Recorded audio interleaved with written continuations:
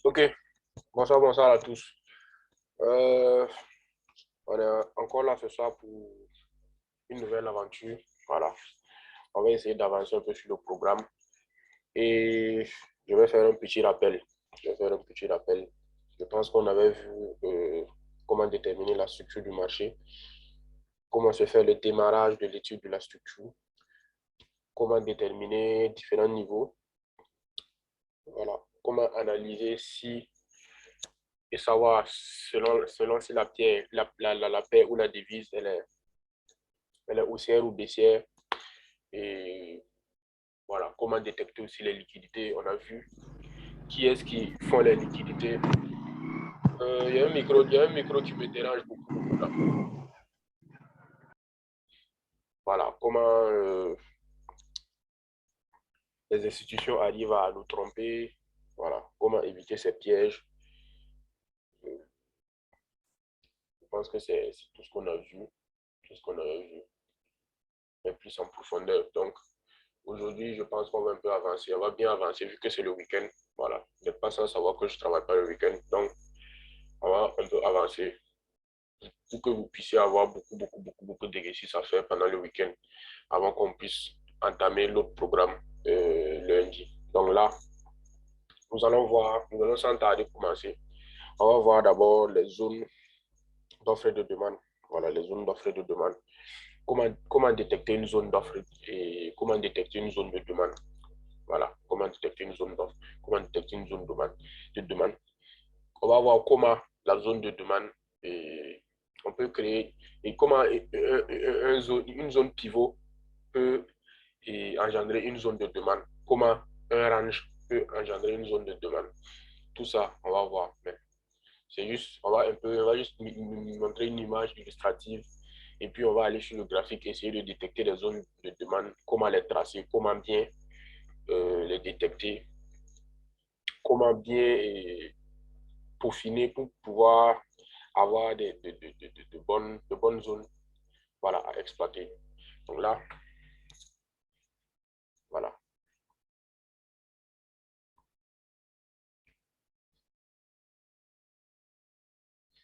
On peut voir ici, création d'une zone de demande par un range. C'est-à-dire quand le marché consolide,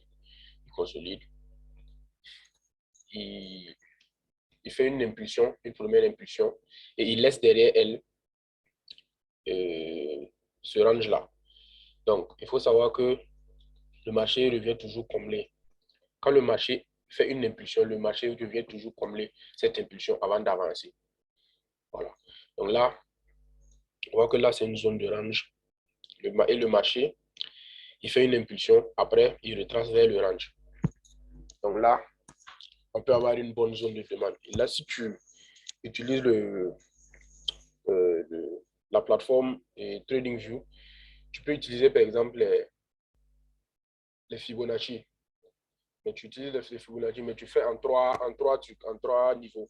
Tu fais le niveau 100, le niveau 0 et puis le niveau 50, c'est-à-dire la moitié. C'est-à-dire, si tu fais sur 100 et tu mets la zone 50, tu vas voir que ça va se matérialiser par la moitié. Donc, c'est en fonction de ça que tu vas pouvoir tracer les zones de demande et d'offre. Là, c'est une zone de demande. Bon, pour précision, la zone de demande, c'est quand le marché est en tendance haussière. Quand le marché est en tendance haussière et que le marché revient sur notre zone, voilà, là comme ça, là c'est en tendance haussière. On voit bien que c'est une tendance haussière. Le marché il impulse vers le haut et il retrace vers le bas. Et cette zone-là, on l'appelle zone de demande. Maintenant, quand c'est le sens contraire, on appelle ça une zone d'offre.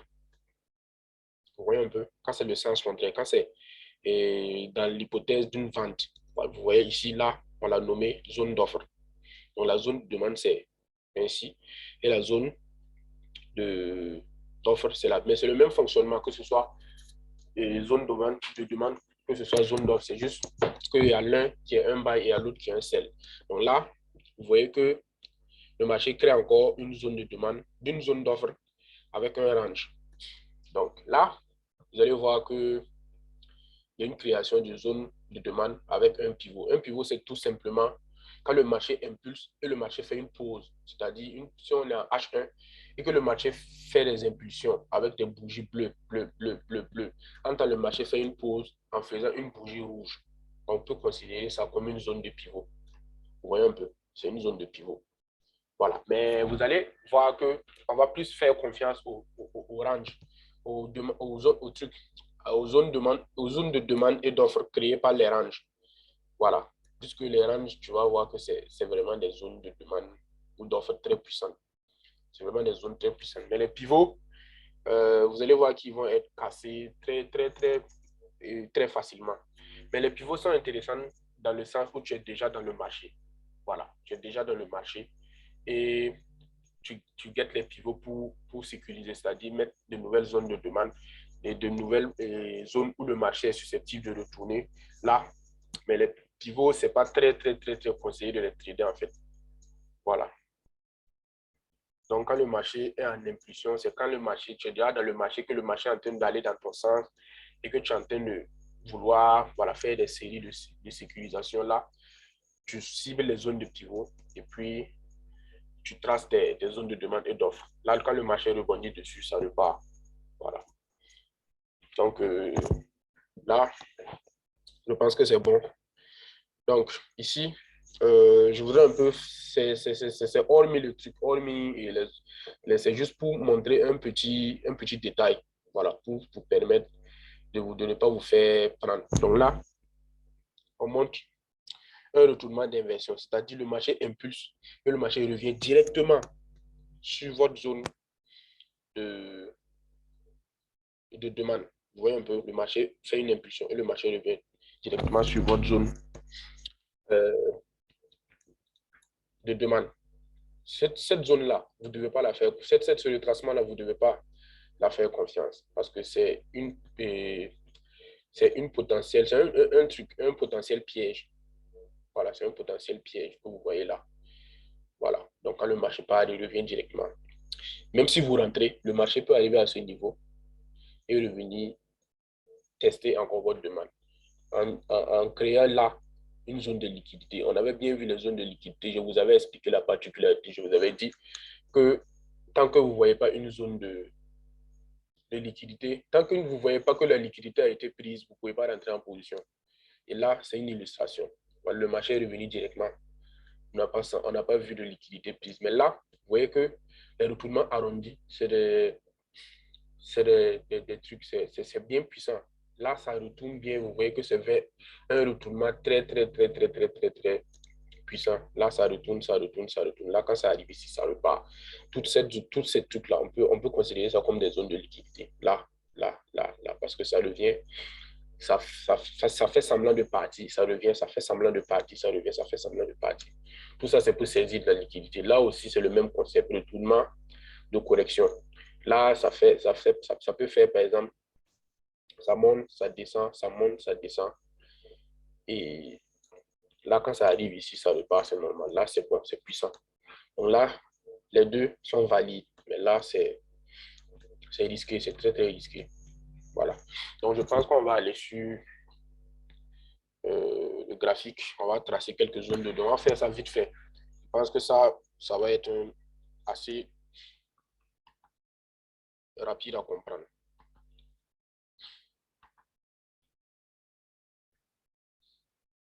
Bon, je vois qu'il y a des zones même ici que j'avais tracé. Là, ça a cassé. Donc, c'est en train de repartir sur cette. Vous voyez ce que je disais. Là, tout ça, là, c'est de la liquidité. Malgré qu'on est en daily, vous voyez qu'il y a de la liquidité partout, que ce soit en weekly. Voilà. Que ce soit en daily, en weekly, en H4, il y a de la liquidité partout. Donc, là, c'est en train de prendre des liquidités. Donc, tous les traders qui étaient en truc, voilà, vous voyez, qui étaient là, voilà. Toute cette liquidité a été saisie. C'est ceux qui sont rentrés ici, ceux qui sont rentrés, par exemple, ici. Ceux qui vont vouloir rentrer ici pour pouvoir sécuriser ici. Là, ils ont saisi toute la liquidité. Ils sont en train de partir sur cette, voilà, sur cette OB là. Donc là, bon, ce n'est pas de ça qu'il s'agit. On va continuer. Essayer d'aller en petite unité de temps. On va tracer quelques zones.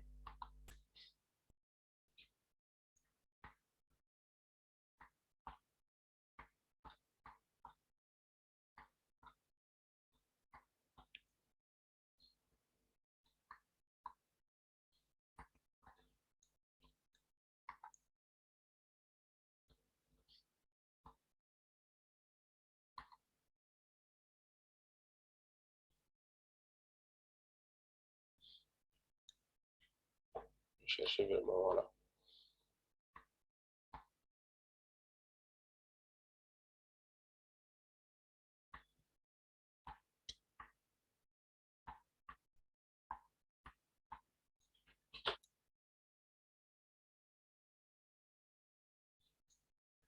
Cherchez vraiment une bonne illustration. Là, ça va vous permettre de...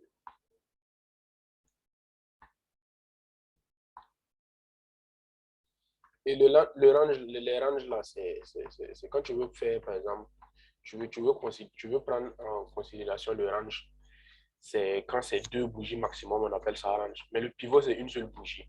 Voilà, le pivot, c'est une seule bougie. Mais quand c'est range, c'est deux bougies. Voilà, même ces deux bougies-là, on peut considérer comme si c'est un range.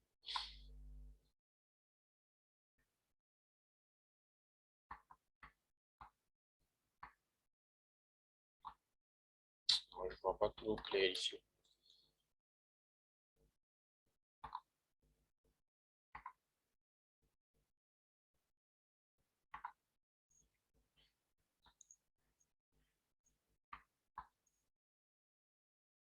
Bon, on va essayer avec ça. Là,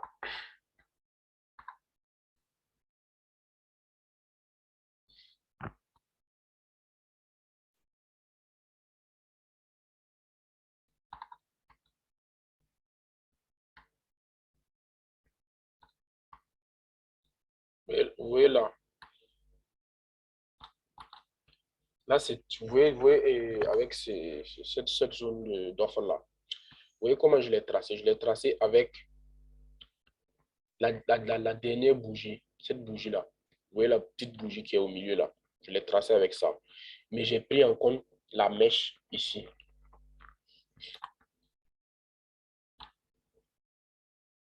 J'ai pris en compte le bout de la mèche ici et le bout de la mèche en haut. Donc, si vous prenez en compte là on est en H1, donc là, c'est raisonnable. Si vous prenez là, comme ça, je pense que si le marché revient, le marché doit normalement avoir une bonne entrée ici. Voilà, mais là, on est juste en train de montrer comment tracer une zone de demande. Ce n'est pas pour dire que le marché va retourner exactement ici. Je n'ai pas fait d'analyse préalable. Il y a beaucoup de choses qu'il faut prendre en compte avant de dire que le marché va retourner ici. Là, on peut voir qu'il y a de la liquidité à saisir ici. Il y a de la liquidité à saisir ici. Ceux qui ne vont pas faire attention vont rentrer ici, puis chercher les plus bas. Alors que là, on voit bien que ça n'a pas, vous voyez que ça n'a pas atteint notre zone de demande. Là aussi, c'est une zone de demande créée par un pivot. Vous voyez là, zone de demande créée par un pivot. J'avais dit aussi que les pivots, ce n'est pas trop conseillé. Voilà. Même ceux qui étaient rentrés ici, bon, ceux qui étaient rentrés un peu de, avec un peu de confirmation allaient peut-être profiter un peu. Mais ceux qui étaient rentrés avec des sell limites, vous allez voir que ceux qui étaient rentrés, qui avaient mis le SL ici, ils ont été sautés. Voilà. Donc là, avec une confirmation, tu arrives, tu rentres et tu prends un peu de pips. Parce que là, il y a de la liquidité qui a été saisie. Il y a de la liquidité qui a été saisie ici. Bon, on n'est même pas là pour parler de liquidité, donc je vais repartir. Là, on peut considérer une zone de demande avec un range. Bon, là, c'est une zone d'offre. Mais là, on peut considérer une zone de demande avec un range. Voilà, là, c'est clair, c'est un range. Voyons un peu. Donc, il y a la zone de demande, il y a la zone d'offre, il y a les OB. Voilà. Bon, là, je pense que c'était une OB que j'étais en train d'expliquer. Mais là, c'est vraiment les zones de demande. Voilà, zone de demande, zone d'offre. OB, zone de demande, zone d'offre, c'est le même fonctionnement. C'est la même psychologie. Mais sauf que les OB, d'habitude, c'est les plus hauts qu'on utilise pour faire les OB. C'est les plus hauts. Mais c'est le même fonctionnement. C'est ce que ça veut dire. Voilà. Les OB, c'est plus généralement les plus hauts. Les plus hauts, les plus bas qu'on utilise pour les OB. Mais souvent, les zones de demande là, zone de demande, zone d'offre, c'est souvent voilà, dans l'impulsion qu'on retrouve ça. Souvent dans l'impulsion qu'on retrouve ça.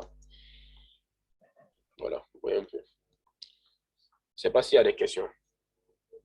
Je pense que ça, c'est des trucs élémentaires. Je pense que si c'est bon, on va continuer. Moi, j'ai une question. Ok, je vous écoute. Et on a dit qu'une zone de demande peut créer après une grande impulsion. C'est qui parle? C'est qui parle? C'est Renorel, c'est Renorel. Je n'entends pas bien. Je dis, on a dit qu'une zone de demande peut créer après une grande impulsion. Voilà. Non, Maintenant, la zone de demande, c'est la zone de demande par un pivot. par un pivot. Voilà. La zone de demande par un pivot, là, c'est... Là, vous allez voir. Je vais un peu... La zone, vous voyez ici, là, quand il y a une impulsion et qu'il y a une seule bougie rouge. Par exemple, il y a toutes les 7 impulsions bleues. Bon, pas bougie rouge. Là, c'est des bougies gris que j'ai mis pour matérialiser les trucs. Mais et que vous voyez, je vais vous montrer un peu ici. Montrer un peu ici. Là. Le forex, c'est un peu ambigu, mais sur les indices synthétiques, c'est plus visible. Mais là, je n'analyse pas les indices synthétiques sur cet ordinateur. Peut-être qu'on verra ça quand on va faire un zoom avec l'autre ordinateur. Voilà, là. Oui, là.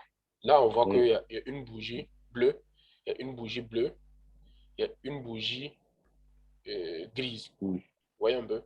C'est la bougie grise là que tu prends pour matérialiser la zone de demande. Tu vois un peu?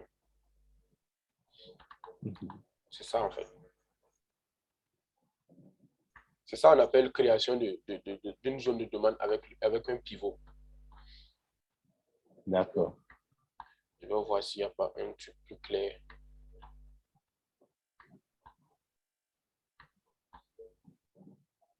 Souvent, ça réagit bien, mais c'est plus quand le marché est en tendance et puis ça matérialise souvent. Quand ça retrace, quand par exemple, le marché fait une bonne impulsion et que le marché commence à retracer, c'est les pivots là, c'est les zones susceptibles de rejeter le marché en fait. Vous voyez un peu.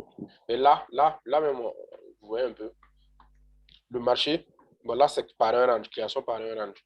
Là, le marché est en train de descendre. Et là, vous voyez qu'il y a le range. Bon, je vais rendre ça transparent. Voilà, vous voyez qu'il y a le range là. Et vous voyez que le marché a bien rejeté. Si tu prolonges bien, je pense que le marché même va rejeter là-bas encore. Qu'est-ce que j'ai dit? Marché. Là, j'ai bien dit que le range là, c'est très pertinent. Les ranges là, c'est très précis. Voilà, là, c'est fait par un range. Et tu vois que le marché est revenu te retester ici. Et c'est descendu nettement. Voilà, même si ça fait un retest après. C'est, si tu cherches, si tu vas vraiment prendre ton premier TP ici, en tout cas, tu auras ton premier TP. Voilà, ensuite, ça descend encore. Là, j'avais dit que le minimum de TP, c'est au niveau de cette zone. Voilà, le plus bas, le premier plus bas, le dernier plus bas en retraçant vers cette zone. C'est là que tu prends ton premier TP. Voilà, j'espère que c'est compris. Sinon, là, c'est compris. Ouais, c'est compris, d'accord. Y a-t-il autre Je n'ai question? pas terminé. Ah, tu dis? Je n'avais pas terminé. Ok, vas-y. On va retourner sur là où on avait tracé les lignes. Sur le coup, là, Non. Sur le graphique. le parti devant. Oui.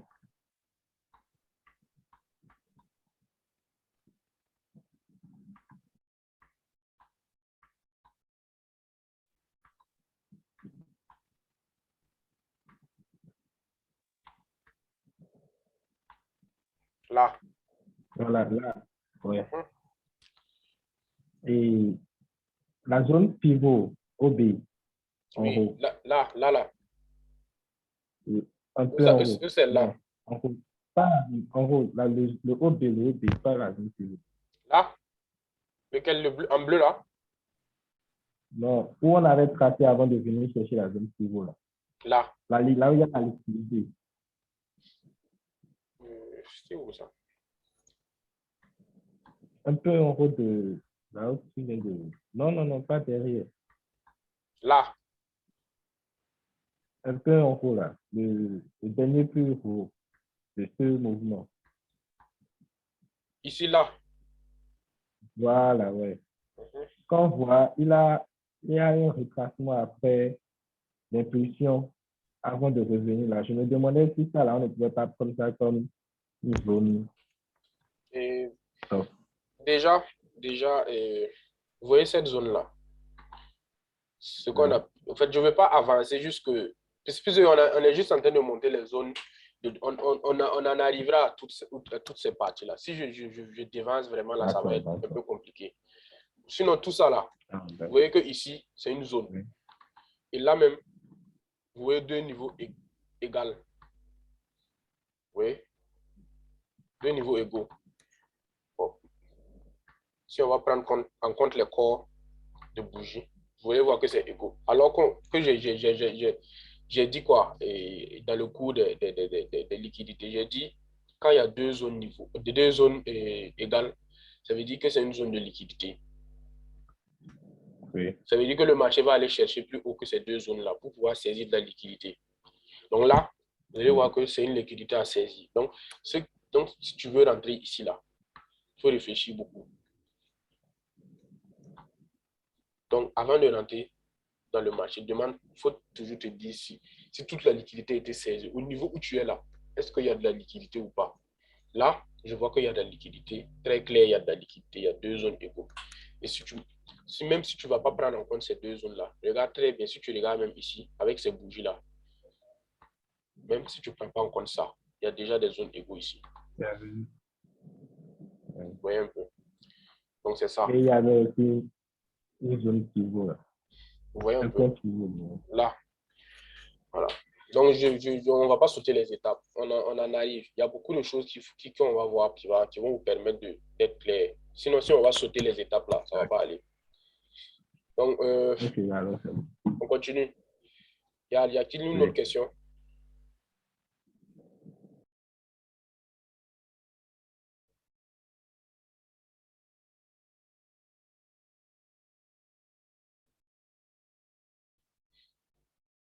Si vous ne voulez pas parler, écrivez. Là au moins, je sais. Là au moins, on gagne en temps. On continue. Le Zoom va se couper dans 6 minutes. Je vais relancer.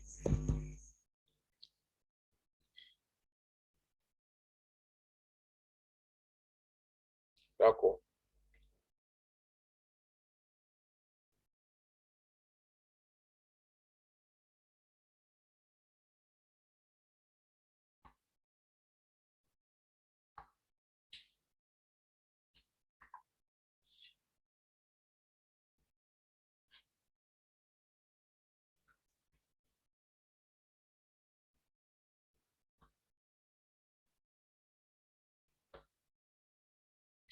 OK. On va voir un peu le order block et comment les raffiner. Donc là, on voit l'image. On a une order block ici en M15. Ça, c'est au niveau d'un point d'entrée. Donc là, on voit déjà qu'il y a des structures. Il y a ces structures-là qui ont été prises. Cette structure a été cassée. Et le marché, il revient sur la OB pour descendre. Là, c'est en perspective d'M15. Donc là, on voit qu'en M1, on peut également tracer une autre order block plus raffinée. Voilà, plus raffinée pour pouvoir entrer en précision. Mais là n'est pas le sujet. On va juste aller dans les graphiques. On va aller dans les graphiques. Et on va tracer de grands order blocks.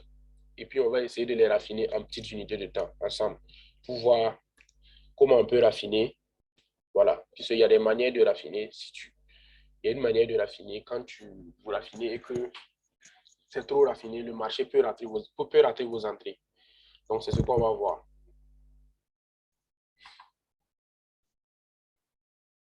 Tout ça, c'est juste pour rappel. Juste pour rappel. La stratégie arrive. Mais il y a des choses vraiment, on ne peut pas sauter sur ça. Vraiment, on ne peut pas sauter sur ça. Si on saute, ça ne va pas aller.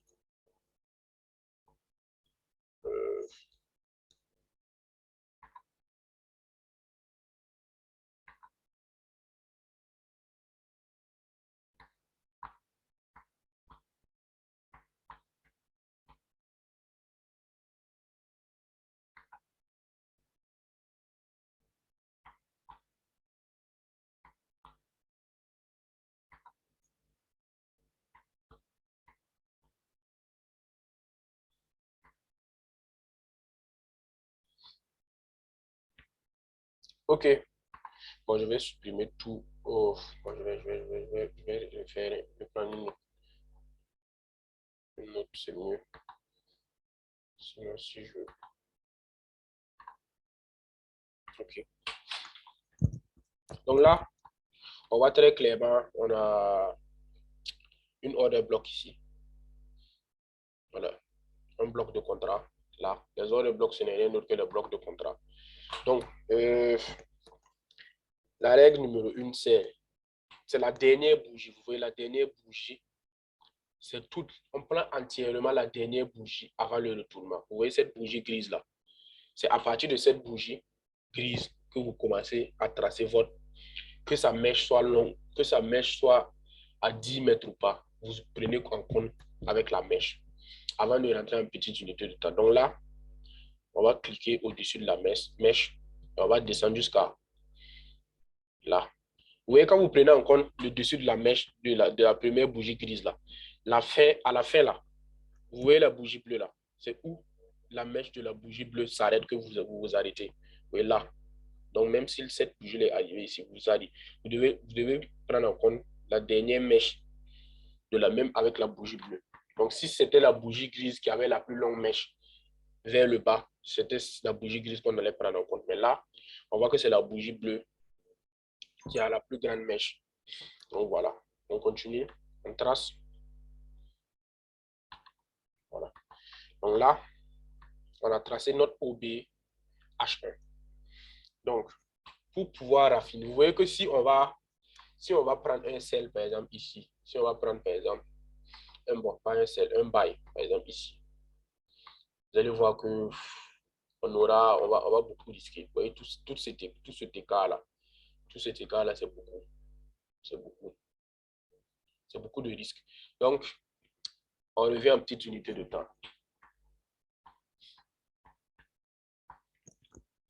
On revient en petite unité de temps. On est revenu à M30. Et vous voyez quoi? Il y a encore la dernière bougie. La dernière bougie grise ici. C'est encore cette bougie que vous allez prendre en compte.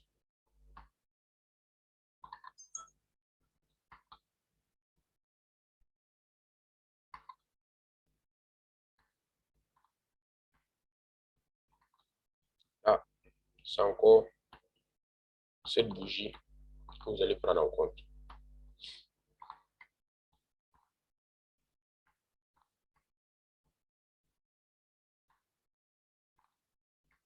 Voilà.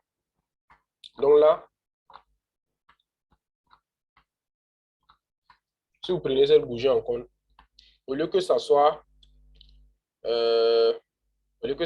ça, ça devient ce risque-là, celui-là, ça devient ce risque-là divisé par 2.